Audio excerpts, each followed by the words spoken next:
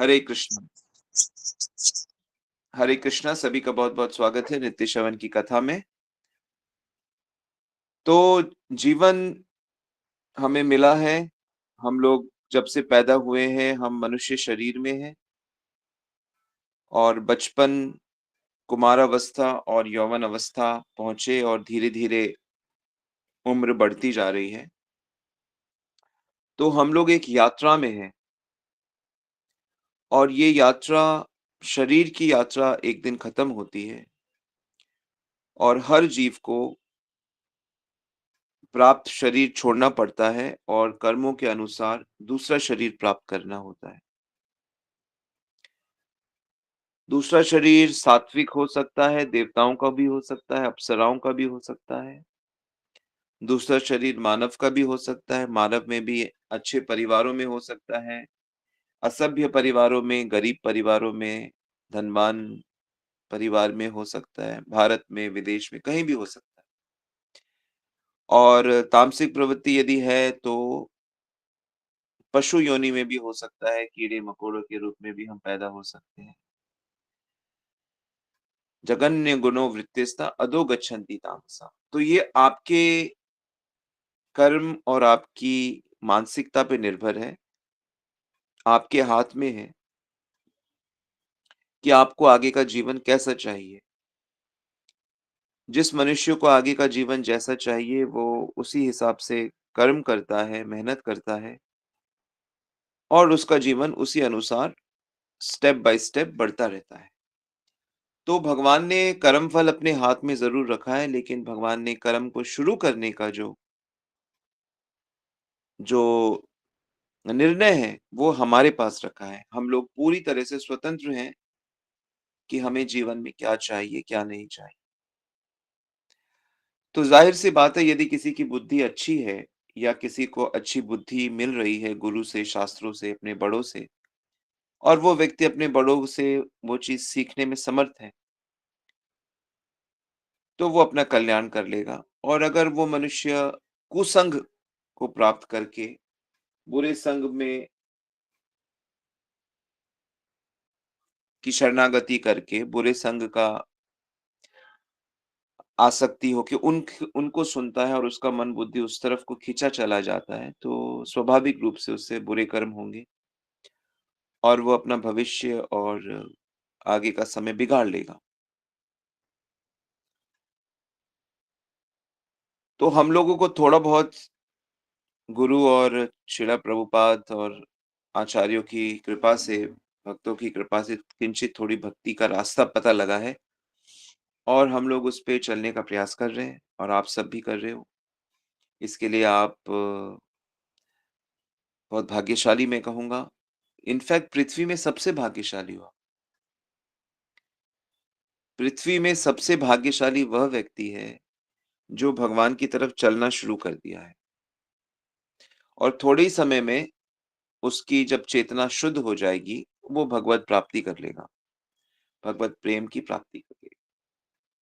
तो इसलिए भगवान के महान भक्तों के बारे में सुनना चाहिए और उनके चरित्र को जानना चाहिए और जो अपने से गंभीर भक्त हैं, उनका आशीर्वाद देना चाहिए, उनका संग करना चाहिए, उनसे मिलना चाहिए, सेवा करनी चाहिए, उनसे हरि कथा सुननी चाहिए। तो भक्तों के साथ में रहकर ही भगवान की भक्ति की जाती है। तो भक्तों से जब हम मिलेंगे या भक्तों के विषय में सुनेंगे, तो उनकी क्रियाओं से, उनकी वाणी से हमें उनकी चेतना का पता लगता है। चेतना मतलब वो अपने मन में क्या सोचते हैं। चेतना से हमें पता लगता है कि उनका भगवत प्रेम कितना है और हमारा कितना है और हमको कितना प्राप्त करना है। वेद, शास्त्र, पुराण, उपनिषद जो हैं, ये तो सारे दिव्य हैं, ग्रंथ हैं। इसमें जो भी बातें हैं, वो तो भगवान की बातें हैं, क्योंकि वो भगवान से प्रकट हुए हैं। वेद, शास्त्र भगवान का ही ज्ञान स्वरूप है। इसलिए वो तो दिव्य अवस्था के हैं। उसमें तो कोई खोट नहीं, कमी नहीं, दोष नहीं। वो तो पूर्ण है भगवान की तरह। ओम पूर्णमदः पूर्णमिदं पूर्णात् पूर्णमुदच्यते पूर्णस्य पूर्णमादाय पूर्णमेवावशिष्यते। ओम शांति शांति शांति। भगवान इतने पूर्ण हैं कि पूर्ण में से पूर्ण निकाल लिया जाए, जो बचेगा वो भी पूर्ण है। वो जो कुछ करते हैं वो पूर्ण है।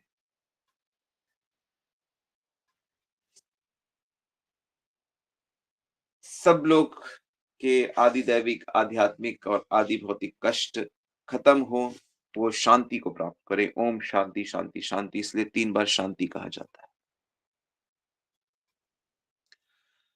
तो हमारे लिए भगवान के जो भक्त हैं, उनकी जो प्रार्थनाएँ हैं, जो प्रेयर्स हैं या उनके जो विचार हैं, वो जानने बड़े उत्साहित करते हैं। तो मैं आज आपको कुछ भक्तों की प्रार्थना सुनाता हूँ, जिससे आपको बहुत इंस्पिरेशन मिलेगी और आप भी प्रेरित होंगे कि हे प्रभु, मेरा मन ऐसा कब बनेगा। चलो ध्रुव से शुरू करते हैं। ध्रुव भगवान से क्या प्रार्थना करते हैं भागवत में? कामनाएं है ना, जैसे आम लोगों की क्या कामनाएं हैं कि प्रभु हमारे पास बहुत धन हो। किस किस का है ऐसा प्रार्थना? इच्छा किस किस की है? प्रभु मेरे घर में सब ऐश्वर्य हो, मान सम्मान हो, खूब यश हो, खूब देश विदेश में घूमे, हर चीज बढ़िया से बढ़िया खरीद सके। लोग कहते हैं ना, जिस चीज में हाथ रखेंगे वो हमारी हो जाए। ये लक्ष्य को लेके लोग चल रहे हैं। चलो आपको बताने की जरूरत नहीं है, लेकिन अधिकांश जो लोग हैं, ये भावना है। या तो ये भावना है कि प्रभु हमारे कष्ट मिटे, मुक्ति जिसकी कामना कहते हैं, भुक्ति और मुक्ति। भुक्ति मतलब जो भी हमारी इंद्रियां डिमांड कर रही है वो हमको मिले, और मुक्ति मतलब जो भी हमें किसी भी प्रकार का कष्ट, भय, चिंता हो रही है, उससे हम छुटकारा पाएं, जन्म मरण के कष्ट से भी छुटकारा पाएं, इसको कहते हैं मुक्ति। तो लोगों के अंदर भुक्ति और मुक्ति की कामना होती है। तो जब तक ये दो कामनाएं प्रबल रहती हैं हमारे हृदय में, तब तक भक्ति का सुख नहीं मिलता। भुक्ति मुक्ति स्पृहा, भुक्ति मुक्ति की कामना, समझ आ रहा है ना आप लोगों को भुक्ति और मुक्ति शब्द? भुक्ति और मुक्ति की स्पृहा यावत् पिशाची हृदय वर्तते, जब तक इस प्रकार की भूतनी भूतनी रूपी इच्छा जब तक हमारे अंदर रहेगी, तब तक भक्ति का सुख नहीं मिलता, क्योंकि मन में तो इनका कब्जा है। तो देखो भगवान के भक्तों की कैसी प्रार्थना होती है। मैं ध्रुव की प्रार्थना आपको एक सुनाता हूँ।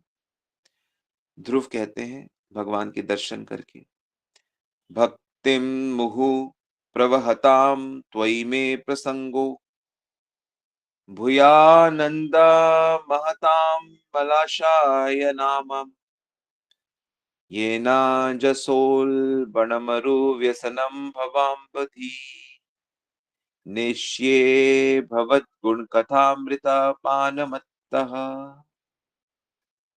ध्रुव छोटा सा बालक है लेकिन भक्त है।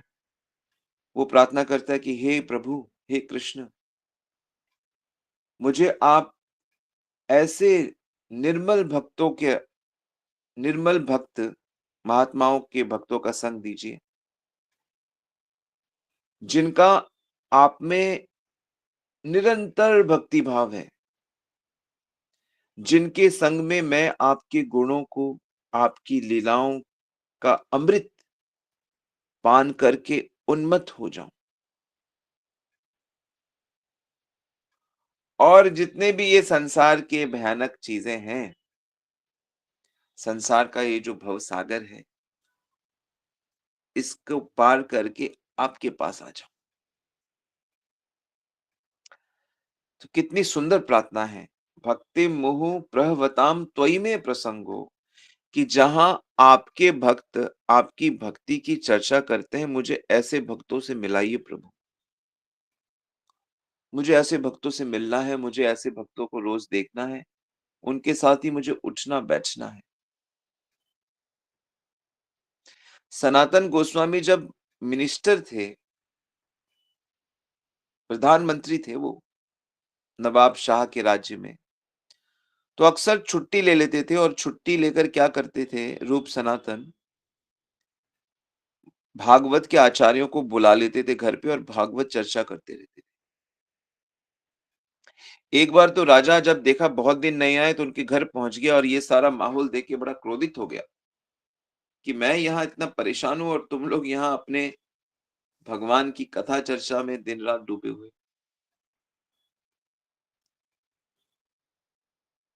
मीराबाई अपने राजमहल में कई बार साधुओं को बुला के उनसे कथा सुनती थी और लालायित रहती थी कि उसको साधु संग मिलता रहे, भगवत चर्चा उसको सुनने को मिलती रहे।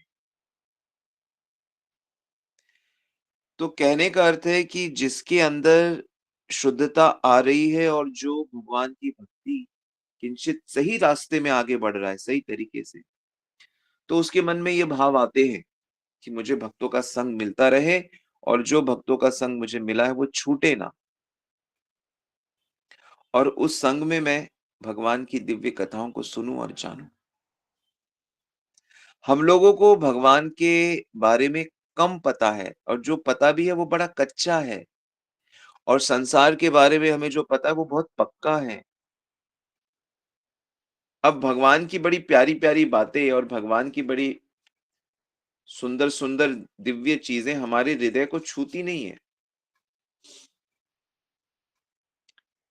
एको जैसे श्वेताक्षर उपनिषद क्या कहता है?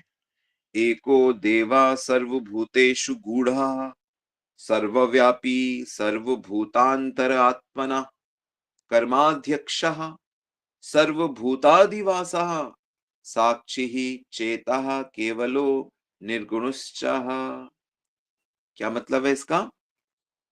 कि वे भगवान श्री कृष्ण सर्वभूतेषु गूढ़ः कि सभी प्राणियों के हृदय रूपी गुफा में छुपे हुए हैं। सर्वव्यापी ही सर्वत्र छाए रहते हैं। कोई जगह ऐसी नहीं है जब भगवान को पता ना हो कि यहाँ क्या चल रहा है। सर्वभूतान भूतान अंतरात्मना सभी प्राणियों के अंतर्यामी ही परमात्मा है। मतलब वो अंदर बैठे भी हैं और सब जानते हैं। सभी के कर्मों के फल को देने वाले कर्माध्यक्षः है। कर्म अनुसार सबको फल देने वाले हैं। माँ फलेषु कदाचन समस्त प्राणियों के निवास स्थान है। सर्वभूताधिवासः हम सब भगवान के पास ही रहते हैं। ये भगवान का ही पृथ्वी है। भगवान की ही सब चीजें हैं। मनुष्य हो, घर हो, मकान हो, गाड़ी घोड़ा सब साक्षी ही हर चीज को देख रहे हैं वो।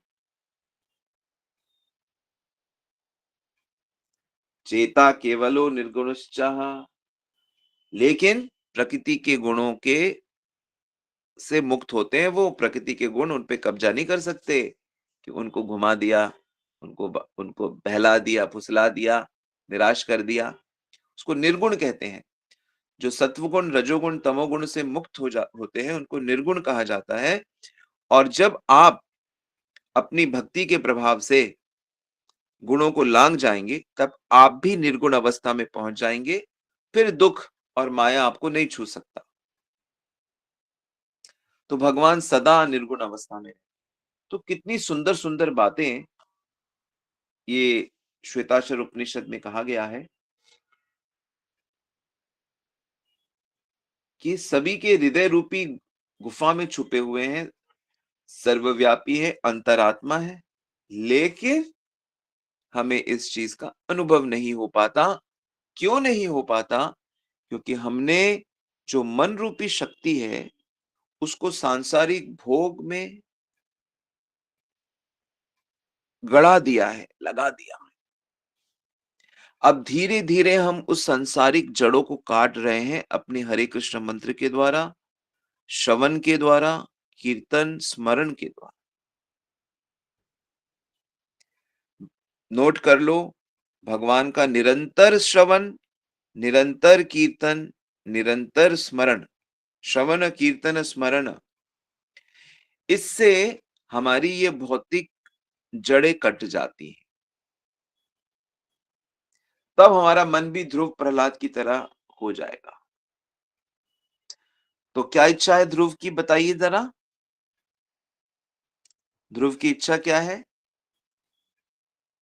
कि मुझे ऐसे भक्तों का संग चाहिए जिनका आप में अविच्छिन्न, बिना टूटने वाला भाव है, और वो सदा आपकी कथा और गुणों की चर्चा करते रहते हैं, और उन उस कथा तो क्या, वो तो अमृत ही होगी। उस अमृत का पान करके मैं उन्मत्त हो जाऊंगा, पागल हो जाऊंगा, उसमें उसमें डूब जाऊंगा।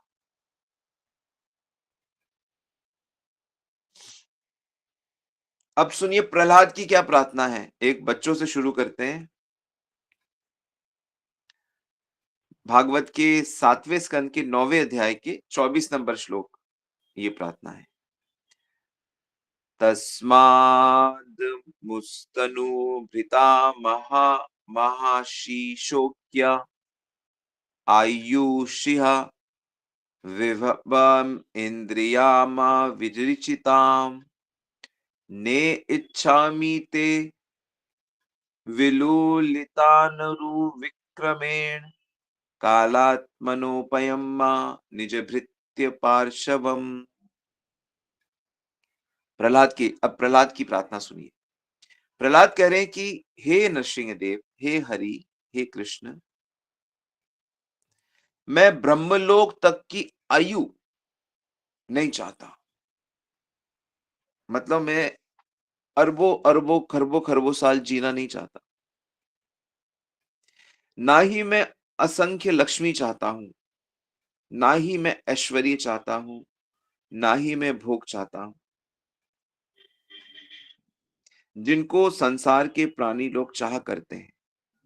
तो देखो, भक्त को अच्छे से पता है कि संसारी ये जो हम लोग जीव हैं, सारे जीव, कोई देश का हो, किसी उम्र का हो, किसी शिक्षा बैकग्राउंड का हो,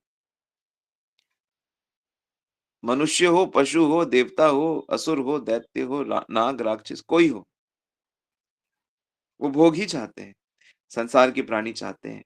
क्योंकि मैं जानता हूं, क्योंकि काल ने, मतलब ये जो काल शक्ति है आपकी, आपने सबको पकड़ के रखा हुआ है। मैं जानता हूं कि सब लोग काल के ग्रास में, काल के गाल में है। तो आप इन सब से तो आपने वैसे ही सबको दबोच के रखा है। तो प्रभु, कालात मनोपयम माम, तो मेरे को क्या चाहिए? निज भृत्य पार्शवम, मुझे आपके भक्तों के, आपके दासों के कर सानिध्य चाहिए, मुझे उनके संग में रहना है।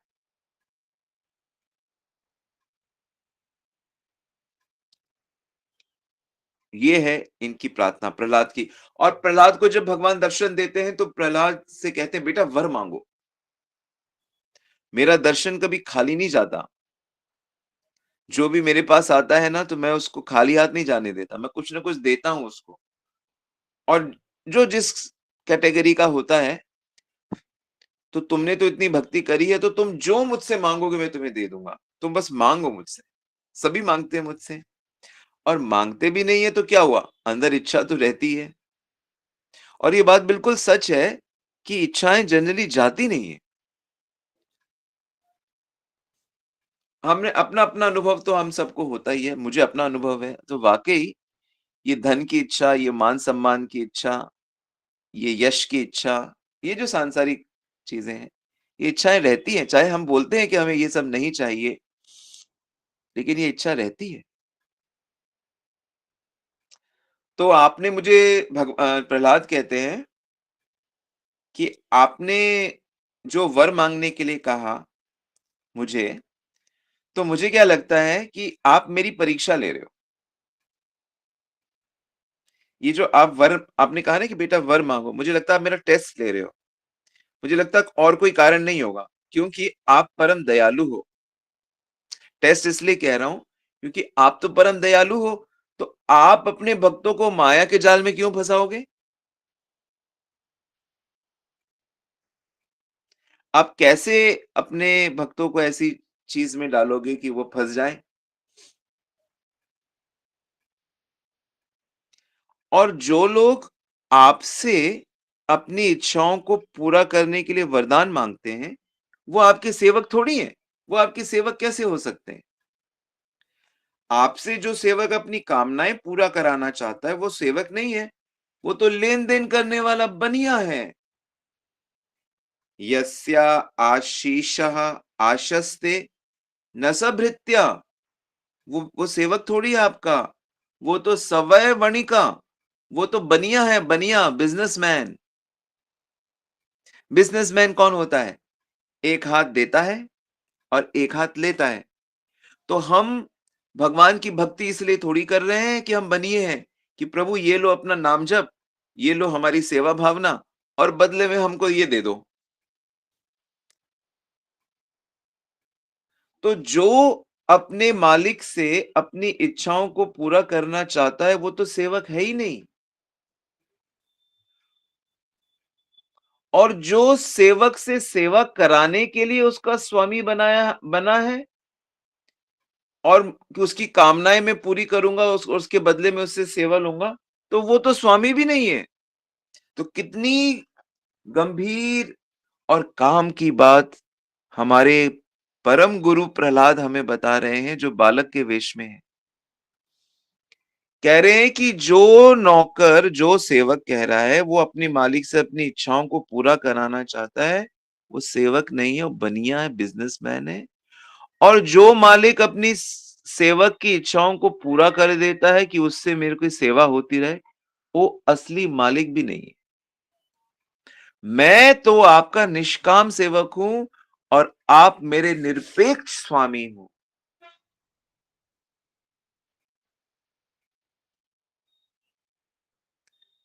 मैं ऐसा सेवक नहीं हूँ कि मैं आपसे कुछ अपना काम बनाऊँ और आप भी मेरे ऐसे स्वामी नहीं हो कि आप मुझसे सेवा लो। जैसे राजा और उनके सेवकों का स्वार्थ का संबंध होता है और वो स्वार्थ के कारण स्वामी और सेवक बने होते हैं। आपका और मेरा संबंध वैसा नहीं है। सब लोग नोट कर लो भाइयों बहनों, स्वर्ण अक्षरों में नोट कर लो। हम लोग श्री कृष्ण के समर्पित होने की कोशिश कर रहे हैं, अपने मन को समझाने की कोशिश कर रहे हैं। मेरा और आपका उस राजा और उस सेवक का जैसा संबंध नहीं है। आप वर देने में सबसे महान हो। आप आप वरदा हो। वर आपसे ज्यादा देने में तो कोई समर्थ है ही नहीं। यदि आप मुझे कुछ देना ही चाहते हो, तो मैं आपसे यही माँगूँगा कि मेरे दिल में, मेरे मन में कभी भी कुछ भी माँगने की कामना का बीज ही ना पैदा हो। यदि राशिसा मे कामनाम वरास्त्वं वरदर्षभ। हे वर देने में सर्वश्रेष्ठ, कामानां हृदय संरोहम भवतस्तु वृणे वरम। कि मेरे मन में कभी भी कुछ मांगने की, आपसे कुछ सेवा लेने की मेरी भावना ही ना हो। ये है प्रहलाद की प्रेममयी मानसिकता। क्योंकि प्रेम का मतलब होता है देना, देना, देना और वासनाओं का मतलब होता है लेना, लेना, लेना। अब आप देख लो, हम लोग कहाँ पे खड़े हैं। हमारे मन में तो किंचित ऐसी वासना, हे प्रभु सब सँभाल के रखना। तो ये हमारा बीमारी है, क्योंकि हमने अभी तक उनको परफेक्ट माना ही नहीं भगवान को। हमने ये माना ही नहीं कि वो हमारे ओनर हैं। वो जो कुछ हमें जिस परिस्थिति में रखेंगे, वो हमारे लिए सबसे अच्छी परिस्थिति होती है, उसको बस स्वीकार करना होता है। असल में क्या है, हम अपनी परिस्थिति से खिन्न हैं, हम हैप्पी नहीं हैं अपनी परिस्थिति से। हम अपने कर्तव्य करने में प्रसन्न नहीं हैं, हमें संतोष नहीं है। हम उस बालक की तरह नहीं हैं, जो अपनी माँ पे आश्रित है। हम भगवा हम भगवान से अलग सुख के लिए चेष्टा करते रहते हैं। हमें लगता है कि नहीं, ये होगा तो सुख होगा। नहीं, ऑलरेडी जितना है, जहाँ है, उसी में दिव्य सुख है। बस उसमें भगवान को बीच में लाना है कि नहीं, ये सब भगवान का साम्राज्य है, हम उनके हैं, वो हमारे हैं, हमें उनकी सेवा करनी है, हमें उन सबके अंदर उनको देखना है और हमें कुछ नहीं चाहिए उनसे, वो जैसे रखेंगे हम वैसे रहेंगे। ये मानसिकता हमको चाहिए, चाहिए, चाहिए। और इसीलिए हम जप करते हैं, इसीलिए हम भगवान के दर्शन करते हैं, इसीलिए हम बारंबार उनसे प्रार्थना करते हैं, जो भी हम भक्ति के अंगों का पालन करते हैं, उसके पीछे का लक्ष्य यही होता है।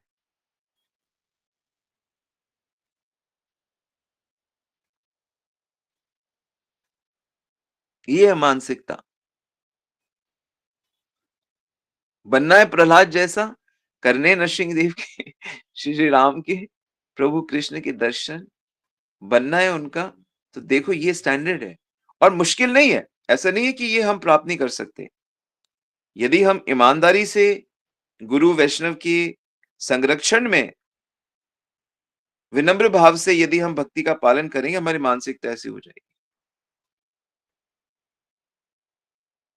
इसी को बोलते हैं कृष्ण भावना भावित मति। यदि कुतो भी लभ्यत, रूप गोस्वामी कहते हैं भैया कहीं पे भी अगर बिक रहा है ना, किसी भी कीमत पे से खरीद लो, नहीं तो बाकी सारी चीजें आप जो भी प्राप्त करोगे वो तो मृत्यु के हाथ में है। आपको तो शरीर ही छोड़ना है भाई, मरणशील, सब खत्म। जो कुछ धारण कर रहे हो, पत्नी, बच्चे, पैसा, जमीन, सब शरीर के लिए तो कर रहे हो। जब शरीर ही छूटेगा तो फिर क्या रहेगा? तो इसलिए वो प्राप्त करो जो सदा रहने वाला है। अपना हक प्राप्त करो। आपका जो भगवान पे आपका जो अधिकार है, भगवान का जो आप पे अधिकार है, आपका जो भगवान में अधिकार है, आपका जो आपसी प्रेम का संबंध है, उसे प्राप्त करो, रिश्ता बनाओ। ऐसी प्रार्थना।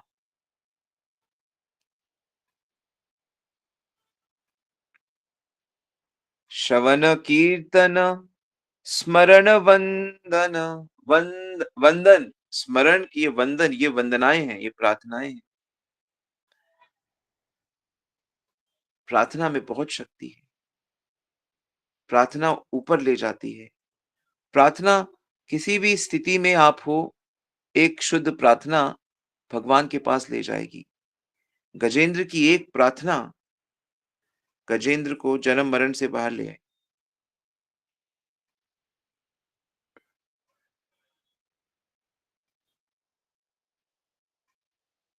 सो बोलो भगवान से, अपने दिल की बात बोलो, सच्ची बात बोलो और बोलो कि ये गंदगी मेरा कब हटाओगे आप? मैं परेशान हूं इस अपने काम, क्रोध, लोभ, ईर्ष्या, द्वेष से। तब बात बन जाएगी, जरूर बनेगी। हरे कृष्णा। आज के लिए यहीं रुकते हैं, फिर कल आगे चर्चा करेंगे।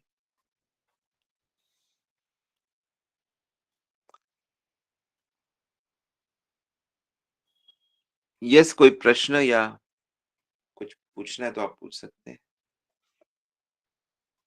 हरे कृष्ण प्रभु जी।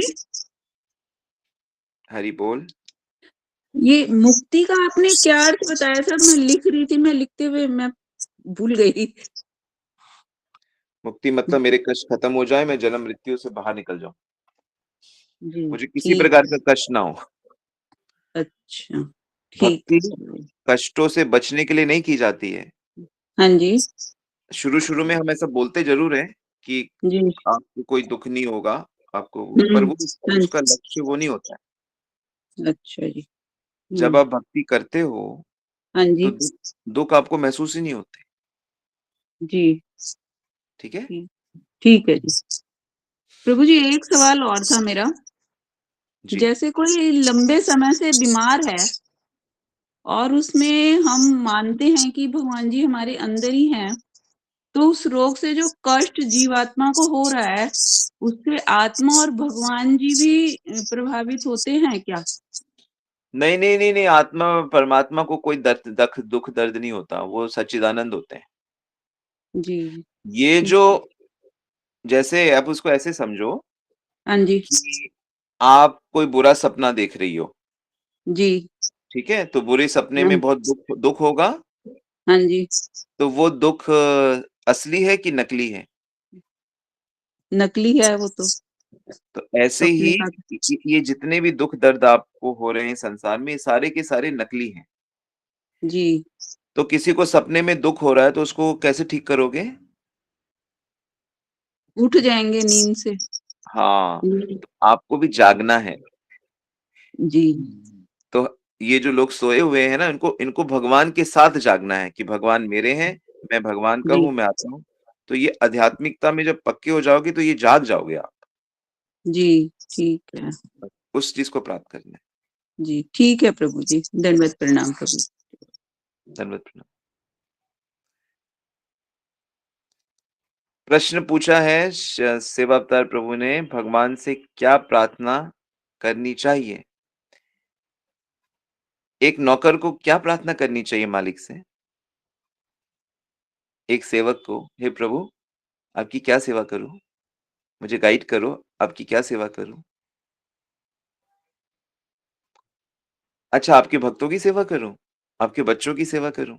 बिल्कुल, आप उनके बच्चों की सेवा करोगे, उनकी सेवा भक्तों की सेवा करोगे तो बड़े प्रसन्न होंगे और तरह-तरह से भगवान का यशोगान करो। जो भगवान के प्रधान सेवक हैं, जैसे हमारे जो गुरुजन हैं, वो आज्ञा देते हैं, ये करो, ये करो, ये करो।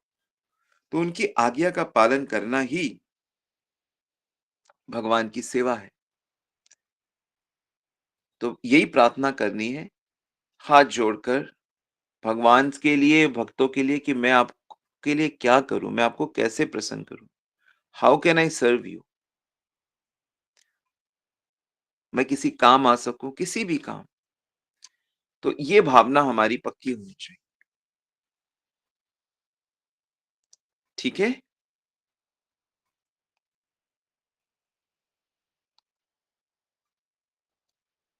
प्रश्न है केशव प्रभु का,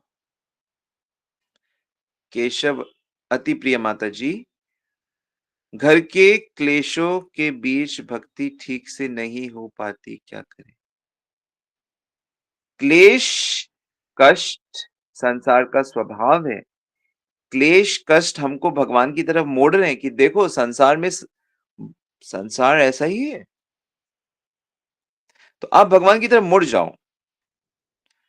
मतलब घर के लोगों से सुख की अपेक्षा छोड़ दो कि कोई आके मेरे को सुखी करेगा, कोई आके मेरे को पैसे देगा, कोई आके मेरा सम्मान करेगा, कोई मुझसे आके मीठा बोलेगा। आप सांसारिक रिश्तों से सुख की, मेरा बेटा मेरे को सुखी करेगा, मेरा पति, मेरा भाई, मेरा पत्नी, मेरा माता-पिता, आप छोड़ दो बस। अंदर से, बाहर से नहीं, अंदर से। ये में अपना भाव मत रखो, भगवत आश्रय रखो, भगवान ही जो करेंगे। फिर क्या होगा? आप इन क्लेशों में इन्वॉल्व नहीं होंगे, इन्वॉल्व मत हो, उससे अपेक्षा जैसे ही छोड़ोगे, तो आपको फिर फ़र्क नहीं पड़ेगा कि वो आपस में क्या कर रहे हैं या आपको क्या बोल रहे हैं।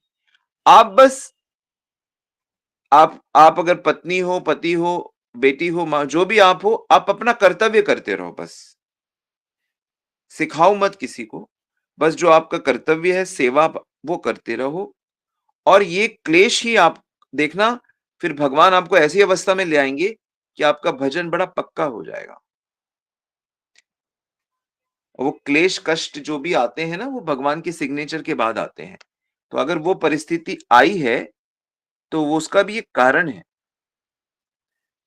तो इसी बीच में भक्ति करना सीख जाओ। मुश्किल वक़्त में ही, मुश्किल समस्या में अगर आप भक्ति कर लोगी, तो बहुत आगे बढ़ जाओगी। हर सिचुएशन को भगवत प्रसाद रूप में देखना शुरू करो, कृपा रूप में देखना शुरू करो। उसे सॉल्व करने की कोशिश मत करो कि ये मैं ठीक कर देती हूँ, मैं ये कर देती हूँ, मैं वो करती हूँ। जितना हो सकता है उतना करो, पर उसका अंतिम चीज़ आपके हाथ में नहीं है। तो अपनी भक्ति को अच्छे से करो, ठीक है? धीरे-धीरे सुनो क्लास। कहाँ रहते हो आप?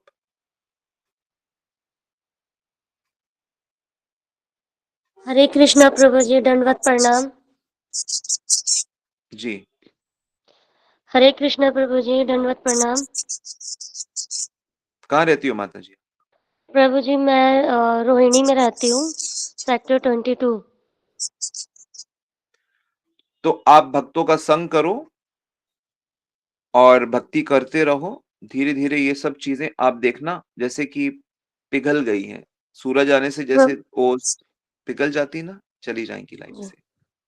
प्रभु जी, मेरे और भी सवाल थे और मेरी लाइफ बहुत ही ज़्यादा सवाल कॉम्प्लिकेटेड है। धीरे-धीरे मुझे धीरे-धीरे समझ में नहीं पूछिएगा। आता मैं क्या करूँ।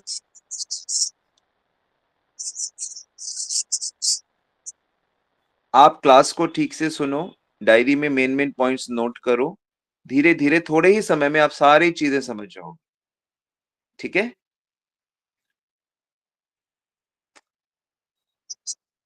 थोड़ा जी समय दो, प्रभु जी, चीज़ों को थैंक यू। समझने में थोड़ा समय दो, थोड़ा समय लगेगा जी चीज़ों को प्रभु। समझने में। ऐसा दरबार नहीं है कि वो प्रभु जी, मैं दीक्षित भी हो चुकी हूँ लेकिन मुझे बहुत कमियां हैं। प्रभु जी, मैं दीक्षित भी हो चुकी हूँ लेकिन बहुत कमियां हैं मुझ में। नहीं, सभी मुझे में बहुत कमियाँ क्रोध भी हैं। बहुत आता है। हरे कृष्ण माता जी, मैं जैसा कह रहा हूँ वैसा करो, डायरी बनाओ, जी प्रभु जी। जो-जो बातें समझ आती मेन-मेन पॉइंट्स को लिखो पहले। और धीरे-धीरे 1-2 महीने में देखना बहुत पक्की बन जाओगी। ठीक है? ठीक है प्रभु जी। ओके, गौरव प्रभु का मैं प्रश्न है, हम सेंटर तो पे भी पतित आऊंगी, हैं। कोशिश करूंगी। जी, हम तो पतित जी हैं, प्रभु जी। क्या भगवान हमारी प्रार्थना सु हाँ, भगवान पतित पावन हैं। अगर आप वाक़ई अपने को पतित मानते हो, एक तो होता है कि हम कहते हैं, जैसे होता है ना कि अरे, अरे, अरे प्रभु जी ये तो आप ही का घर है, ये तो आप ही का सब कुछ है। लेकिन हमको कहते हैं, मानते नहीं हैं।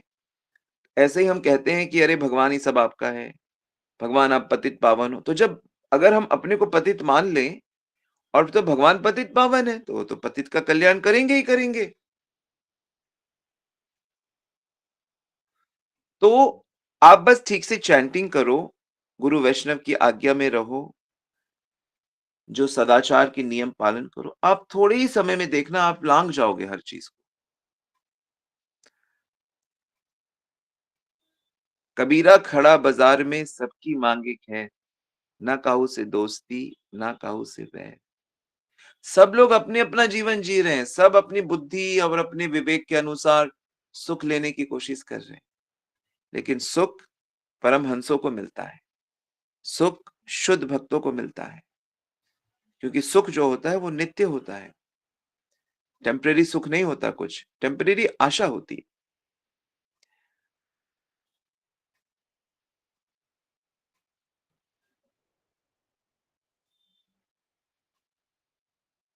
ओके, सो और भी जिन लोगों के प्रश्न हैं या चीज़ें हैं वो आगे सुलझा दी जाएँगी। हरे कृष्णा। तो आज यहीं रुकते हैं। श्रील प्रभुपाद की जय, श्री गुरु महाराज की जय। गॉड प्रेमानंदी। हरि हरि बोल।